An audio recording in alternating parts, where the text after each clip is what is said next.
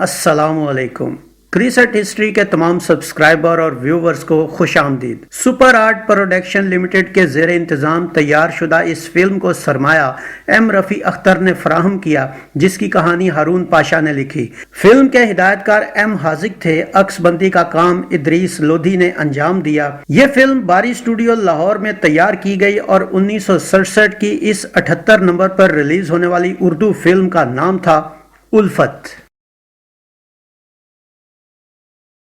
उल्फत के नुमाया अदाकारों में दीबा, हबीब, रंगीला, साकी, अख्तर अब्बास, कवि, निगार, छमछम, फरीदा, गफ्फार, सुल्ताना इकबाल, फैजी, आज़र, हारून पाशा, पानी वाकर, नोमा और इसके अलावा दो नए चेहरे जुल्फ़कार और आजम के साथ अदाकार हबीब ने मेहमान अदाकार के तौर पर इस फिल्म में काम किया।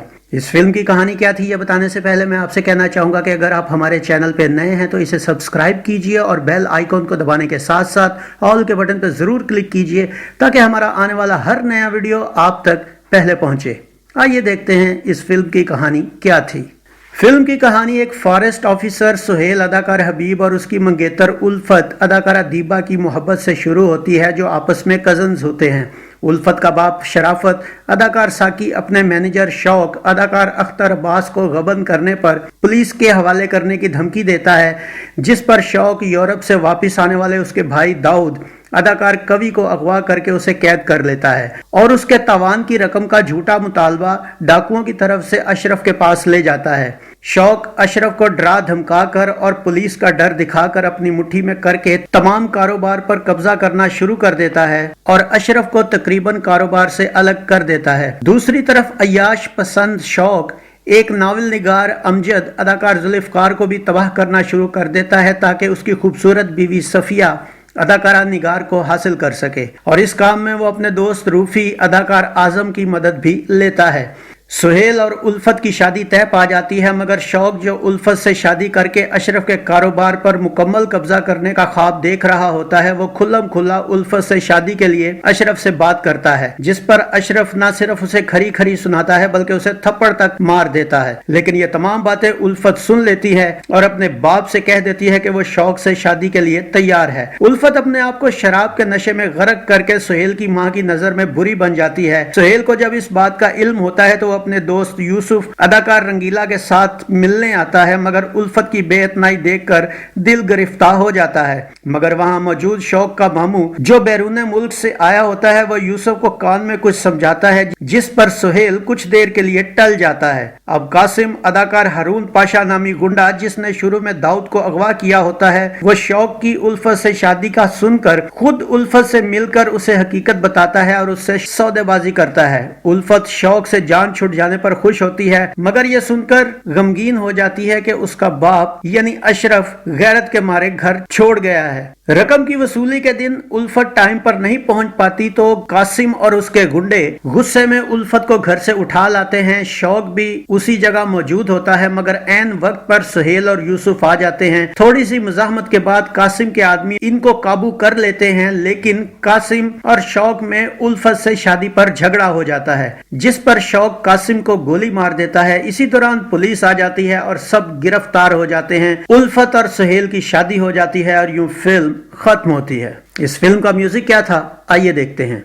नसीम बेगम, आयरन परवीन और मासूद राना के गाए गीतों की शायरी हिमायत अली शायर, इजहार जामी और FD गोहर ने की, जिनका म्यूजिक जामी ने तरतीब दिया। इनमें आयरन परवीन ने 3 और नसीम बेगम ने 2 सोलो गीत गाए, जबकि मासूद राना और आयरन परवीन ने 1-2 गाना गाया। 6 गानों पर मुश्तमिल इस फिल्म में आयरन परवीन के छन छन छन छन छन नाचुन ये गीत अदाकारा दीबा पर पिक्चराइज किया गया। छन छन छन छन छन नाचुन गाऊं तराने प्यार के, हमने जो मोहब्बत का अफसाना बनाया है, ये गीत भी अदाकारा दीबा पर अक्सबंद हुआ।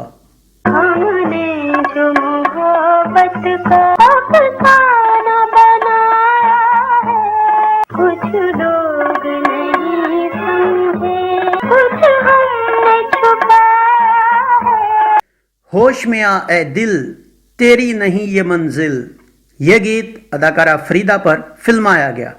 ہوش میں آئے دل تیری نہیں منزل۔ نسیم بیگم کے ہم نے نظر اٹھائی گردش میں جام آئے، موری چھوڑ دو کلائی ساجنا، یہ گیت اداکارہ چھم چھم پر شوٹ ہوا۔ موری چھوڑ دو کلائی ساجنا۔ مسعود رانا اور آئرن پروین کا لے چلا ہے دل کہاں، عجیب ہے یہ سما، یہ گیت اداکار حبیب اور اداکارہ دیبا پر پکچرائز کیا گیا۔ یہ چلا ہے دل کہاں، نہ کوئی دکھ نہ کوئی غم، بس ایک تم۔ اور ایک ہم۔ اب ناظرین کچھ ذکر ہو جائے اس فلم کا۔ فلم کی سٹوری اتنی بے تکی تھی کہ اگر آپ بور نہ بھی ہونا چاہیں تو انشاءاللہ ضرور ہوں گے۔ فلم میں سسپینس بنانے کی بہت کوشش کی گئی مگر بے سود۔ اشرف اپنے مینیجر کے کہنے پر اغوا شدہ بھائی کو تلاش کیوں نہیں کرتا اور پولیس کی مدد کیوں نہیں لیتا، اور ڈرتا ہے کہ بھائی کے مرنے کا الزام اس پر آئے گا۔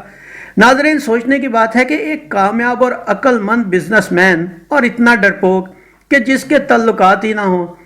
فلم میں رائٹر امجد اور اس کی بیوی صفیہ کے کردار زبردستی ٹھونسے ہوئے لگتے تھے، جن کا کہانی سے سرے سے ہی کوئی تعلق نہیں تھا۔